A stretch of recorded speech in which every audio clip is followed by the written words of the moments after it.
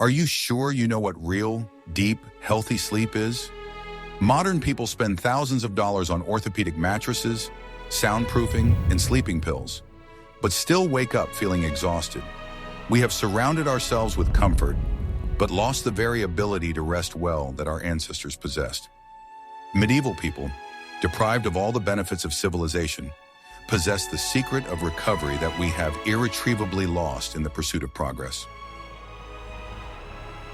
Their sleep was not just a physiological process, but a complex system of survival dictated by nature itself. In conditions of constant cold and lack of light, the body worked completely differently. We are used to thinking of the Middle Ages as a time of dirt and suffering, but it was then that people slept as evolution intended. Their biological clocks were not disrupted by electric light and nighttime notifications. The lack of central heating shaped unique habits that allowed them to sleep better than we do. Every element of their daily life, from nightcaps to straw mattresses, had a deeper meaning. It was true sleep engineering, tested by centuries of harsh practice. We have forgotten how to listen to our bodies, but they were forced to do so in order to survive. Watch the video to the end and you will learn what was the true price, expressed in sweat, pain, and lives, of simply building a roof over one's head in medieval England. What if I told you that 8 hours of uninterrupted sleep is not the norm, but a recent invention? In the Middle Ages, no one went to bed with the intention of sleeping through the night without interruption. The night was divided into two large periods called first sleep and second sleep. This was considered the only correct and natural way to rest at night. People went to bed almost immediately after sunset, around 9 or 10 o'clock in the evening. Their bodies followed the natural decline in light, gradually transitioning into a state of rest. The first sleep lasted about 4 hours and was incredibly deep. It was during these hours that the body completely relaxed after hard physical labor. Then around midnight or 1 o'clock in the morning, a person would wake up completely naturally without an alarm clock. This time of wakefulness was not considered insomnia or some kind of medical problem. On the contrary, it was an important and expected part of everyone's nightlife. People called this period watches or a time of quiet vigil. This interval lasted an hour or two and was filled with quiet activities. During these hours, people tried not to leave their warm beds unless absolutely necessary. It was too cold in the house to wander around the rooms. Therefore, all activity took place right in bed under warm blankets. Spouses could talk quietly, discussing plans for the next day in complete darkness. It was a time for intimate conversations that were impossible to have in the hustle and bustle of the day. Some people use these hours for prayer or deep reflection. The absolute silence of the sleeping world contributed to a special clarity of mind. It was believed that at this time the line between the human world and the higher powers became particularly thin. Prayers said at this hour seemed more effective and sincere to people. It was a time of unity with oneself and one's thoughts. No fuss, no external stimuli, only peace. After an hour of such peaceful wakefulness, people were again overcome by a gentle wave of sleepiness. The body completed the cycle of necessary chemical processes in the brain. It was time for the second sleep, which lasted until dawn. This morning, sleep finally restored strength before a new hard day.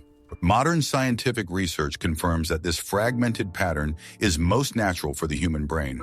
We have artificially compressed our sleep into a single monolithic block for the sake of our work schedule. In doing so, we have deprived ourselves of an important period of nighttime activity and reflection. We have lost the time necessary for psychological relief. Have you ever woken up in the middle of the night feeling refreshed, not knowing what to do next? Perhaps your body is trying to return to its ancient settings. Tell us in the comments if this has ever happened to you and how you usually deal with this situation. Are you ready to learn the truth about why royal beds were so huge? It was not at all about luxury or the desire to show off their high status.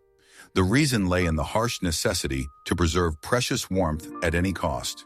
In winter, a medieval castle or a commoner's house turned into a real refrigerator. The temperature inside was often not much different from the temperature outside. The stone walls were frozen through and radiated a deathly cold. In such conditions, simply lying down on an open bed meant condemning yourself to illness. Therefore, the bed was not just a piece of furniture, but a complex engineering structure. It was a kind of room within a room, an isolated space for survival. Massive wooden frames were surrounded on all sides by thick woolen or velvet curtains. These heavy curtains were lowered at night, completely covering the sleepers. This created a closed cocoon that retained the heat of human bodies inside. The wood from which the frame was made was itself a warm material. Unlike the stone walls, it did not draw heat from the air. The high headboard protected the heads of those sleeping from the drafts that swept through the large halls. Drafts were the main enemies of health in medieval dwellings. The bed was often raised on a high platform, not for beauty's sake. This was done to escape the coldest layer of air that accumulated near the floor. The temperature difference between the floor and the bed could be significant. Every 10 centimeters of height added a little warmth. A microclimate was created inside this space enclosed by a canopy. The temperature there could be several degrees higher than in the rest of the bedroom. This was the only way to sleep without outer clothing, without risking freezing. People literally built themselves a night shelter in the middle of a cold room. The thick fabric of the canopy also served as additional protection from dust. Wooden ceiling beams often shed dust, dirt, or insects. The canopy reliably protected sleepers from this debris. In houses where the ceilings were not lined, this was critically important. Many people often slept in one such huge bed at the same time. These could be spouses, children, and even close servants. This was not considered strange or indecent at the time. In conditions of fuel shortage, human warmth was the most accessible resource. People warmed each other with their bodies, acting as living batteries. Crowding together was the key to survival on frosty nights. Sleeping alone was not seen as a privilege, but as a dangerous ordeal in the cold. Collective sleep was the norm. But even the warmest bed is useless if you have an uncomfortable base underneath you.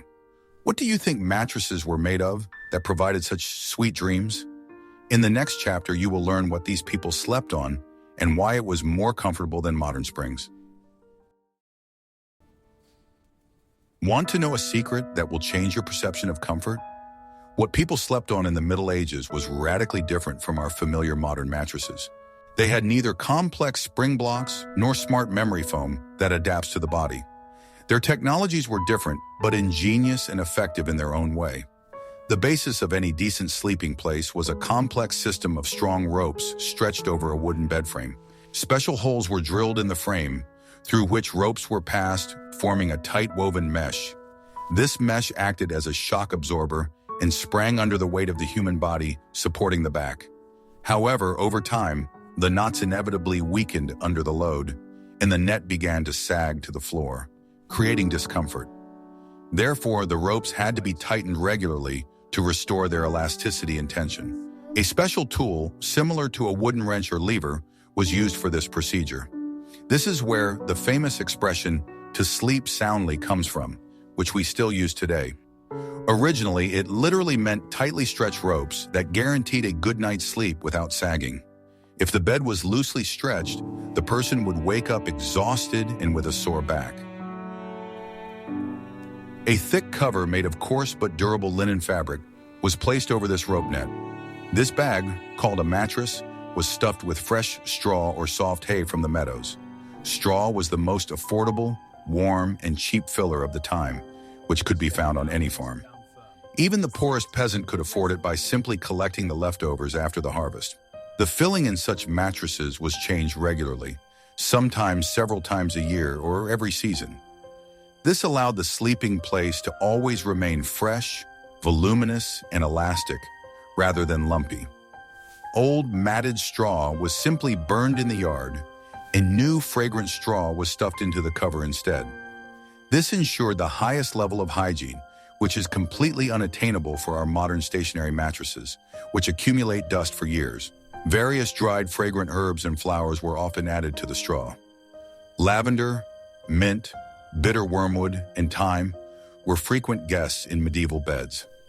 These herbs not only created a pleasant, relaxing aroma that helped people fall asleep faster after hard work, They also performed an important sanitary function of disinfecting and repelling harmful insects. Insects such as fleas and bedbugs were a real scourge of medieval life, and the fight against them was constant. The strong smell of herbs helped to make sleep more peaceful and safe, driving parasites away from the sleeper. People literally slept in a meadow, breathing in the healing aromas of nature all night long. Wealthy people, of course, could afford more expensive feather beds instead of straw. They were stuffed with selected goose down or soft, small feathers, which took a long time to collect. Such a feather bed was a real family treasure and the pride of any wealthy family. It was cherished like the apple of one's eye, constantly dried and passed down to daughters as part of their dowry. The cost of one good large feather bed could be equal to the cost of several dairy cows. Sleeping on it was the height of bliss, a sign of the owner's high status and wealth. Fluffing the feather bed was a mandatory and laborious daily ritual for the servants. The servants or the mistress of the house herself spent a lot of energy every morning to fluff up the down that had settled overnight. This allowed the filling to be saturated with air, making the bed soft and voluminous again, like a cloud. People literally sank into such a deep bed, warmed on all sides by their own body heat. For extra warmth in winter, heavy animal skins were thrown over woolen blankets. The weight of these multi-layered covers created a special effect of strong but pleasant pressure on the body. Today, doctors call this sensory integration or the weighted blanket effect. This even pressure calmed the nervous system, relieved anxiety, and helped people fall asleep much faster. People felt completely safe, as if in a secure shelter. Surprisingly, such a seemingly primitive bed design was very ergonomic and healthy.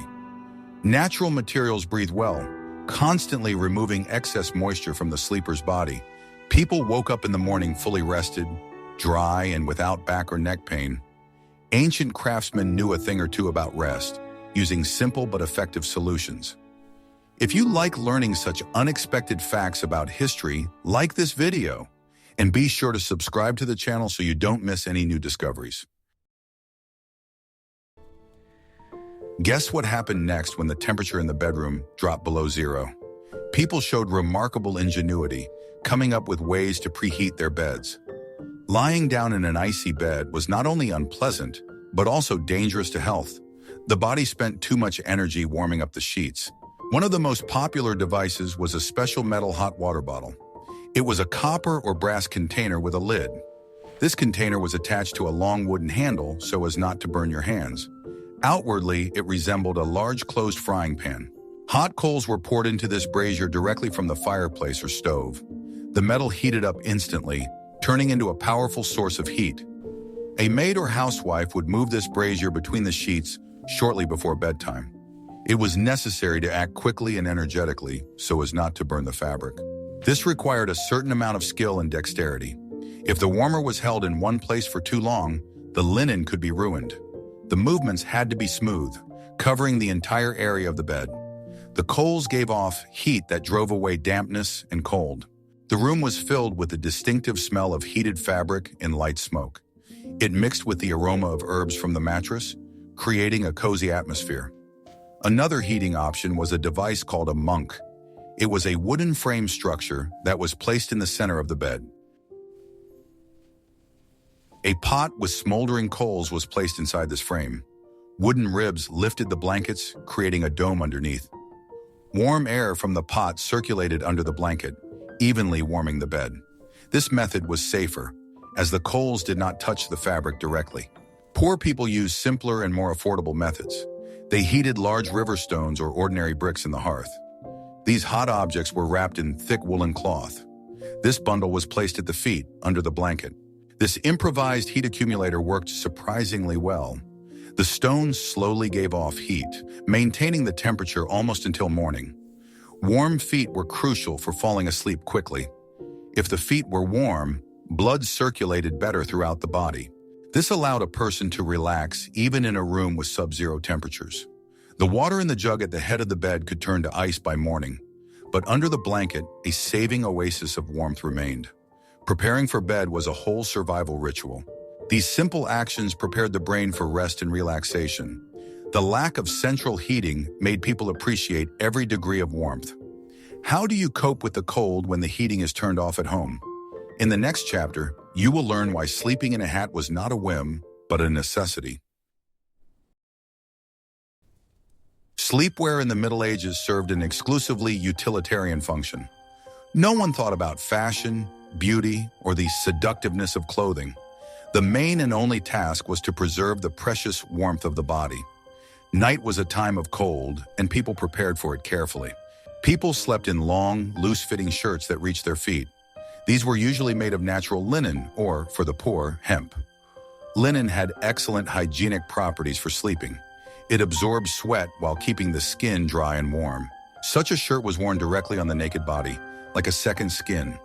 On particularly cold nights, a woolen jacket could be worn over a thin linen shirt. Wool retained heat better, but was too rough for direct contact with the skin. Layering was the main principle of heat retention. But the most important and essential element of nightwear was the cap. A person loses a huge amount of heat through their head, up to a third of their total energy. Leaving your head uncovered in an icy room was an unacceptable luxury. It could lead to migraines, colds, and inflammation.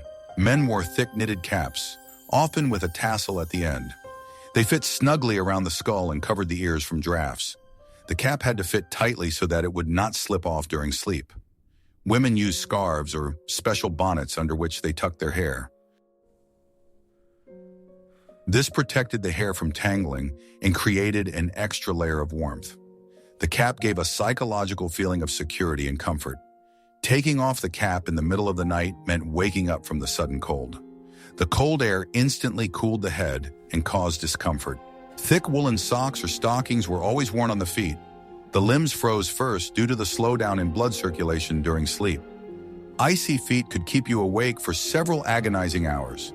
Therefore, the feet were insulated especially carefully, sometimes in 2 layers. Wool, even if it was coarse and prickly, kept you warm. It also provided a micro-massage to the skin, stimulating blood flow. Such complete equipment turned a person into an autonomous system. They could sleep peacefully, regardless of the temperature in the room. When getting out from under the blanket during a nighttime awakening, a person remained protected. The temperature difference was not a shock to them. Clothing allowed them to perform necessary activities without freezing to the bone. This was critically important for health during the winter. Sleepwear was valued and cared for in the same way as everyday clothes. It was regularly mended, washed, and passed on to younger family members. Even in summer, people rarely slept completely naked. A nightshirt always remained a barrier between the body and the external environment. Are you ready for the shocking truth about how light kills our sleep? Medieval nights were truly dark, black, and completely impenetrable. We, the inhabitants of modern megacities flooded with neon lights, simply cannot imagine such thick and viscous darkness. When the sun went down, the world was instantly plunged into a thick darkness that couldn't be dispelled by flipping a switch. This darkness wasn't just an absence of light, but a physically tangible substance that enveloped everything around us. There were no bright street lights flooding our windows with unnatural orange electric light. There were no blinding flashing car headlights and 24-hour illuminated shop windows disrupting our rhythms. And of course, there were no smartphone and TV screens destroying our natural melatonin with their blue spectrum. The darkness outside the door was absolute, dense, and all-encompassing, absorbing any outlines of objects. Night put an end to all activity, forcing the world to freeze until dawn. The windows of houses were tightly closed with heavy wooden shutters from the inside with strong bolts. This was done primarily to preserve precious heat in a rapidly cooling house. But at the same time, these massive shutters shielded sleepers from the slightest glimmers of starlight or moonlight. Inside, there was such complete darkness that it was impossible to see your own hand when you held it up to your face. This created an ideal isolated capsule for rest, completely cut off from the outside world. Such perfect natural darkness stimulated the maximum production of the sleep hormone in the human body. The brain received a clear, powerful, and unambiguous signal that it was time to sleep and recover. High-quality candles made of pure beeswax were a very expensive luxury in those days. They were available only to the rich, the highest aristocrats, and the church for conducting religious services. Spending such luxury on simple everyday lighting in the bedroom was considered unthinkable wastefulness. Ordinary people used cheap tallow candles made from animal fat or simple wooden torches. They gave off a very dim, uneven, flickering light and smoked mercilessly, filling the room with the smell of burning. In addition, they burned out very quickly, requiring constant replacement and attention from the owners. Therefore, artificial lighting was used extremely sparingly, rarely and only when absolutely necessary. As soon as the work was finished, the lights were extinguished so as not to waste money. The fire in the hearth was always extinguished at night for the sake of fire safety throughout the sleeping house. The hot red coals were tightly covered with a thick layer of ash so that they would smolder slowly until morning. Only a faint, barely noticeable reddish glow emanated from the fireplace, somewhere in the depths of the hearth. This soft spectrum of light was natural to the human eye and did not stimulate the brain at all. It was a soothing light of security, not an irritating light of cheerfulness. The human nervous system went into deep slowdown mode as soon as dusk fell. The eyes finally rested from the strain accumulated during a long day of work in the field or workshop. People fell asleep quickly and easily, simply obeying their ancient biological instinct. The complete absence of light pollution made sleep incredibly high quality, uninterrupted, and deep. Biological clocks worked without fail, perfectly synchronized with the movement of the sun. The phases of sleep followed each other smoothly and harmoniously, without sudden jerks or disruptions in rhythm. Sudden awakenings from random bright flashes of light from the street were completely eliminated. The body completely and effectively restored its depleted resources during the long, dark winter night. The eye muscles relaxed completely in the darkness, preventing chronic migraines and headaches. It was a time of complete physical reset before a new hard day. People woke up with a clear mind, fully prepared for work with the first rays of the sun. Darkness was not a frightening enemy for them, but a faithful friend and the best healer for a tired body. In such thick darkness, a person's hearing inevitably sharpened to the limit, replacing their vision. Any rustle or creak of a door could wake them, but this was a healthy reaction for a night watchman. People monitored their homes by ear, feeling safe under the cover of night. This was an important part of the survival mechanism operating at a deep subconscious level. Modern people often have an irrational fear of the dark and turn on a nightlight in the hallway to dispel the shadows. Medieval people, on the other hand, sought in the darkness a long-awaited respite from righteous labor and heavy cares. How often do you sleep in complete darkness without a single source of light in the room? In the next chapter, you will learn how hard physical labor became the best sleeping pill. In the Middle Ages, people were unfamiliar with the concept of fitness or going to the gym to stay in shape. Life itself in that era was one continuous and incredibly exhausting workout for survival. From the first rays of the sun until deep dusk, men and women were engaged in the hardest physical labor. Any idleness or laziness was considered an unacceptable luxury that could lead to the family's rapid starvation. Working in the fields required tremendous endurance and brute strength from the peasant. Plowing, sowing grain, and harvesting were done exclusively by hand, often with very primitive and heavy tools. People had to harness themselves to the plow, or, with enormous effort, guide unruly oxen across sticky soil. Every movement required enormous expenditure of calories, which were often lacking in their meager diet. In addition to fieldwork, there was an endless series of household chores. Chopping wood for heating the house was not a warm-up, but a heavy daily duty that took away what little strength they had left. Huge logs had to be found in the forest, felled with an axe, chopped up, and carried back to the dwelling on one's own back. This exercise developed muscles better than any modern barbell. Caring for livestock also gave the weary man no respite. The animals had to be fed, cleaned, and taken out to pasture, regardless of the weather or how he felt. Carrying water from a well or river in heavy wooden buckets put constant strain on the back and arms. Washing clothes in icy river water was a real test of will and patience for women. By the time the crimson sun finally touched the horizon, the body of a medieval person was completely exhausted. Muscles literally buzzed with tension, insistently demanding immediate and long rest.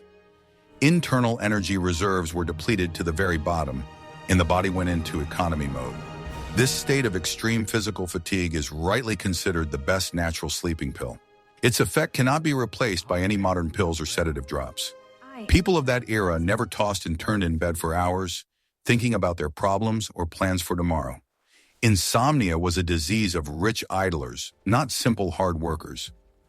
As soon as their heads touched the hard straw-filled pillows, they fell asleep almost instantly.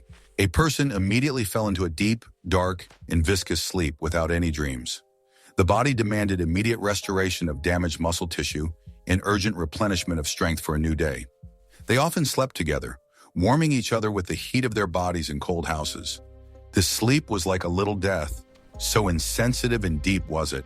During the long winter evenings, the women wove, spun, and sewed clothes for the whole family. This work was done by the dim light of a torch or hearth, which required enormous strain on the eyes. The monotonous movements of the fingers and back at the spinning wheel were also very tiring by the end of the day. Every day of the year was a real struggle for survival, requiring complete dedication from each person. Psychological fatigue from endless information stress, so familiar to us today, was very rare back then. It was completely replaced by healthy, pleasant, and understandable muscle fatigue after honest labor. People's problems were extremely specific and solvable here and now with their own hands. They did not accumulate over the years in the form of complex internal neuroses and depressions. Hard work brought a sense of deep moral satisfaction and peace of mind. People knew and felt with their whole bodies that they had honestly earned their night's rest. They saw the real fruits of their labor, a plowed field, chopped wood, or woven cloth. This gave them a sense of control over their lives, which we often lack. The absence of a sedentary lifestyle completely freed people from many modern spinal problems. Their joints worked through their full range of motion, constantly lubricated under load. The body worked like a perfectly coordinated natural mechanism, undergoing necessary maintenance at night. Physical activity was not a choice, but the only way to exist in that world. From an early age, as soon as they could walk, children were taught to do household chores within their capabilities. They helped their parents in the fields, herded geese, or gathered firewood, and got as tired as adults. Childhood ended quickly, and the younger members of the family became full-fledged workers. No one had the strength or desire for pampering or whims. Therefore, in the evenings, an atmosphere of absolute, almost sacred peace reigned in the peasant home. No one wasted the precious hours of short rest on idle talk or useless entertainment. The silence was broken only by the crackling of wood in the hearth and the steady breathing of sleeping people. Energy was conserved as the greatest value to be spent tomorrow. It was this strict balance of extreme activity and deep rest that was the main guarantee of the health of our ancestors. Extreme physical exertion during the day was inevitably followed by complete relaxation at night. People recovered much faster and more effectively than we can imagine in our soft beds. It was a harsh life at the limits of human strength, but in complete harmony with the body. The world of the Middle Ages sounded completely different from our modern metropolis. It lacked the constant low-frequency hum that we have ceased to notice. There was no noise from the endless stream of cars outside the window. There was no humming from electrical wires, refrigerators, and ventilation. The background noise level was negligible, especially at night. Night covered villages and towns with a thick cotton blanket of silence. This acoustic vacuum was the perfect environment for the brain to rest. The only sounds were those of nature itself. Somewhere in the distance, a dog guarding a yard might bark. A night bird might cry out, or the wind might rustle in the tree branches. These natural sounds did not irritate the human nervous system. On the contrary, they had a soothing effect, like a lullaby. Over millions of years, the human brain has evolved to become accustomed to the sounds of nature.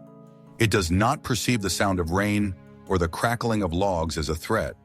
These sounds act as white noise, helping us to relax.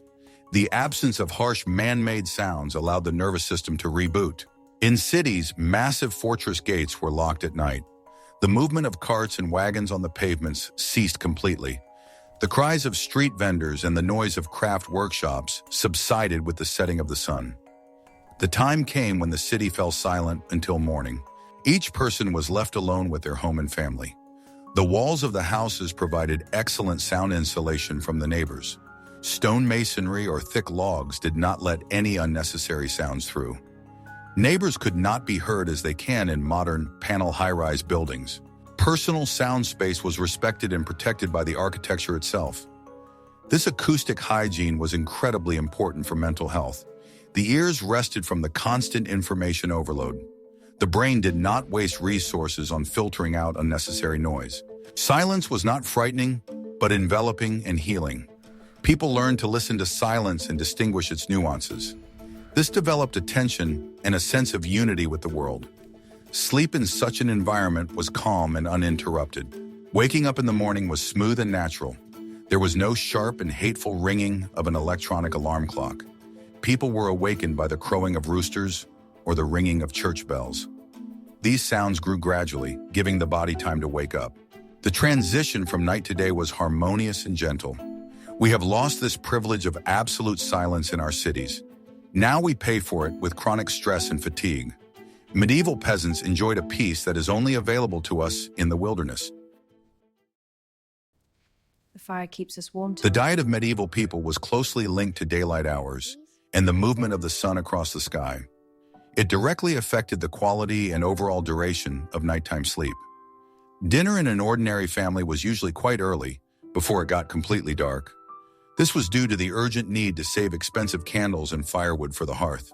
Sitting in the dark was pointless, and burning light for the sake of eating was considered an unacceptable waste. Therefore, the last meal took place at dusk, when it was just beginning to get dark outside. Immediately after eating, the family began to prepare for bed, settling into their places. This created a natural time interval between eating and falling asleep. This routine gave the tired body enough time to digest the food calmly. People went to bed not with a full stomach, but also without suffering from hunger pangs. The main digestive process was successfully completed before the body fell into a deep sleep. The food had time to be absorbed, ensuring a steady and constant supply of energy to the blood. This relieved people of stomach heaviness and nightmares caused by late overeating. The internal organs rested along with the brain, rather than working themselves to exhaustion all night long. Waking up in the morning was easy, as the body fully restored its resources overnight.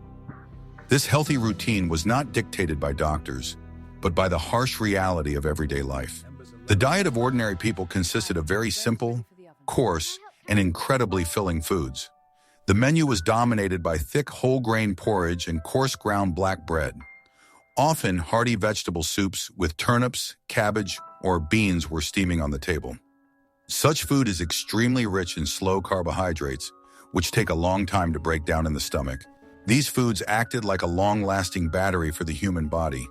They ensured stable and even blood sugar levels throughout the long night. People did not wake up in the middle of the night with sudden pangs of hunger. Energy was released in portions, sustaining the sleeping body until dawn. Their bodies were not exposed to artificial stimulants before going to sleep. Stress levels decreased naturally as the sounds of the village quieted down. People fell asleep without tossing and turning from overexcitement caused by improper food. Sleep came gently, like a natural end to a hard day's work. Drinking at night was also very moderate and strictly controlled by all family members. This was done intentionally so as not to get up unnecessarily in the cold darkness at night. Going to the toilet in winter was an unpleasant and difficult task that everyone tried to avoid. Therefore, they tried to drink a mug of water long before going to bed. Sometimes, in case of illness or severe fatigue, they would drink a warm herbal decoction before going to bed. They used mint, chamomile, or other herbs collected in the fields in the summer. Such a drink soothed the stomach and helped to warm up faster under the blanket. It was a kind of healing ritual that helped to relax. Another popular remedy was mulled wine with spices on particularly cold winter days. The hot drink helped to instantly relax muscles tense from hard work and relieve tension. The warmth spread through the veins, bringing pleasant languor and drowsiness. However, they drank very little so as not to suffer from headaches in the morning. Alcohol in such small doses was used more as a medicine than as entertainment. It helped to warm up faster when your teeth were chattering from the cold. It was a way to cheat the icy air that wandered through the house through the cracks. Wine accelerated the blood flow, allowing you to fall asleep faster in a frozen bed. The rhythm of life itself was completely subordinate to the movement of the sun across the sky. The sun was the most reliable, free, and inexorable timekeeper for all classes. No one could argue with its course or turn back the hands of the clock. All activity began and ended strictly according to the celestial schedule. People invariably got up with the first timid rays of sunlight breaking through the shutters. At this moment, the level of cortisol in the blood naturally increased, giving a feeling of cheerfulness. The body woke up with nature, ready for physical activity. Peak performance occurred during daylight hours, when all the work had to be done. Physical activity increased towards noon and began to decline gradually towards evening. This coincided with the natural biorhythms of humans, which we often ignore today. By evening, strength was depleted, and the body itself demanded rest in a horizontal position. There were no attempts to artificially prolong the day with bright light. In summer, sleep time was necessarily and significantly reduced for urgent work in the fields. But the short summer nights were compensated for by long winter rest, balancing the annual energy balance. The body adapted to these natural swings without experiencing chronic sleep deprivation. Nature itself regulated when a person needed to work and when to recover. This seasonal adaptation allowed people to live in complete harmony with their environment for centuries. The long winter hibernation restored their immunity and strength before the hard spring plowing. It was a time when the body healed the injuries and fatigue that had accumulated over the year. Without this period of recovery, it would have been impossible to survive in those conditions. The stomach and brain worked as a well-coordinated team, not interfering with each other's rest. The absence of nighttime snacks gave the entire digestive system complete rest. People woke up hungry but alert and ready for a new day. It was a simple but effective system for maintaining health in that world. A feeling of complete physical security was the most important key factor for peaceful sleep in those days. The medieval world around a person was literally overflowing with dangers, both real and imagined. When darkness fell, a simple peasant's house was transformed into a veritable, impregnable fortress. Doors were not simply closed at night, but barricaded with heavy iron bolts and massive oak beams.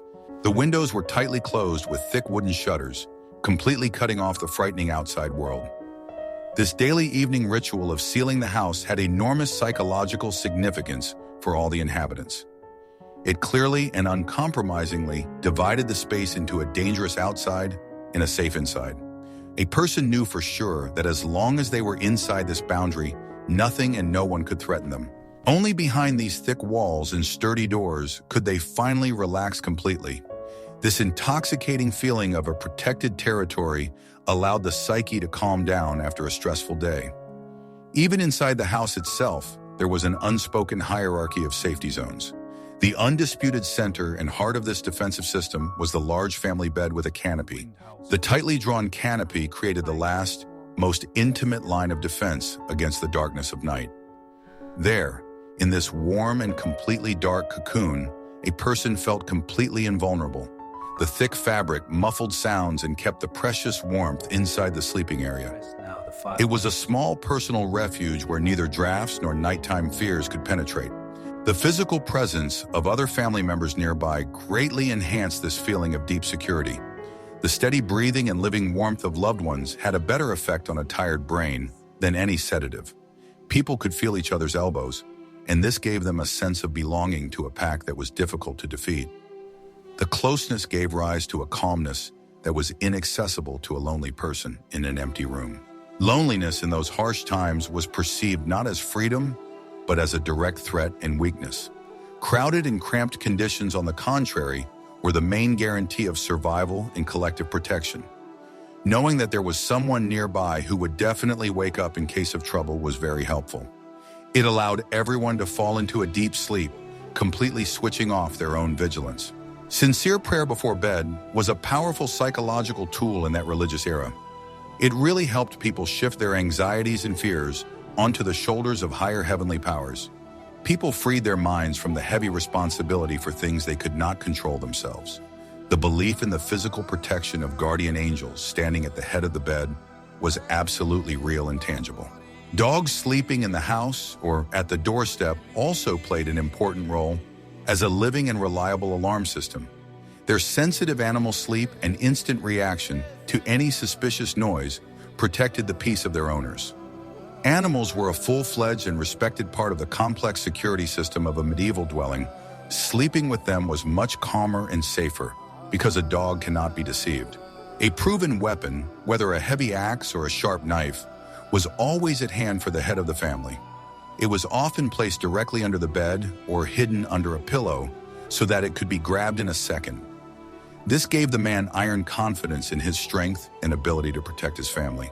Constant readiness to harshly repel any sudden threat paradoxically reduced anxiety. The world outside the walls of the house could be full of cruel robbers, hungry wolves, and wild animals. But inside, an isolated microcosm of absolute order, warmth, and peace was created. The boundary between deadly chaos and domestic order ran exactly along the wooden threshold of the house. Sleep in such conditions was an act of complete and boundless trust in one's walls and loved ones. It was this trust that was the unbreakable foundation of strong family ties at that time. Today, we often cannot sleep because of abstract anxieties about the future or exchange rates. They slept soundly, simply physically isolating themselves from real dangers with a thick bolt. Their psyche was protected from stress as reliably as their home was protected from enemies. We have seen that medieval sleep was not just a physiological need, but a complex art of survival. Cold, darkness, and hard work, which we consider enemies of comfort, were in fact the best allies of healthy rest. Sleep divided into two parts. Warm natural materials and living in rhythm with the sun allowed people to fully restore their strength. They did not fight nature, but adapted to it, using every available resource to create comfort. Their experience proves that the quality of sleep depends not on the price of the mattress, but on lifestyle and the ability to listen to your body. Perhaps we should learn from our ancestors and bring back at least some of their simple but wise habits into our lives. Which fact about medieval sleep impressed you the most? Double sleep or beds as fortresses? Write your opinion in the comments and subscribe to the channel to learn more secrets of history hidden from our eyes.